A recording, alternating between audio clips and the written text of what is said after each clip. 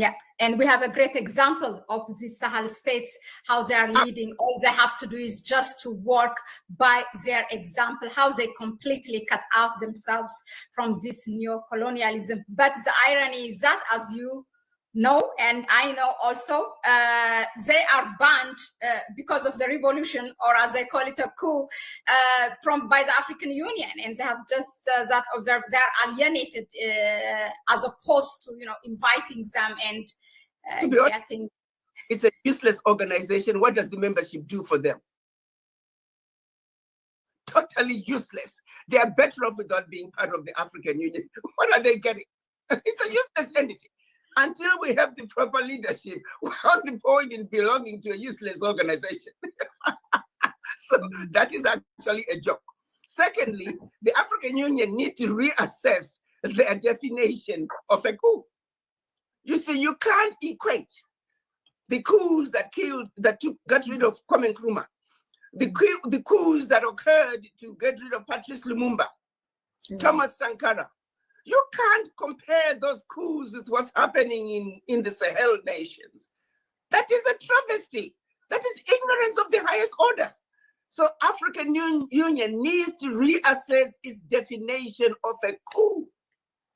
The Sahel countries, Burkina Faso, Niger, and Mali, they must be celebrated because they are doing what our Pan-African fathers wanted to do when they met in Addis Ababa, Ethiopia, in 1963.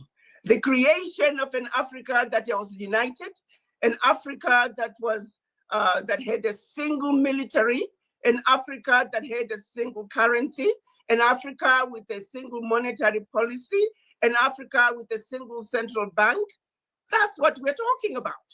And that's what the Sahel nations are creating in their own little way. My hope is we get more countries to join the Sahel nations so Africa can complete the unfinished business that was started by our Pan-African fathers.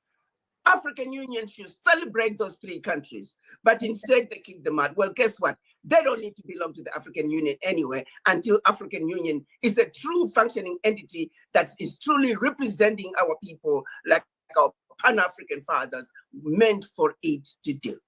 So now, I think it's a good thing they're not part of the African Union. They don't need that stupid organization that is totally useless at this point until we have a proper leader. Yeah, they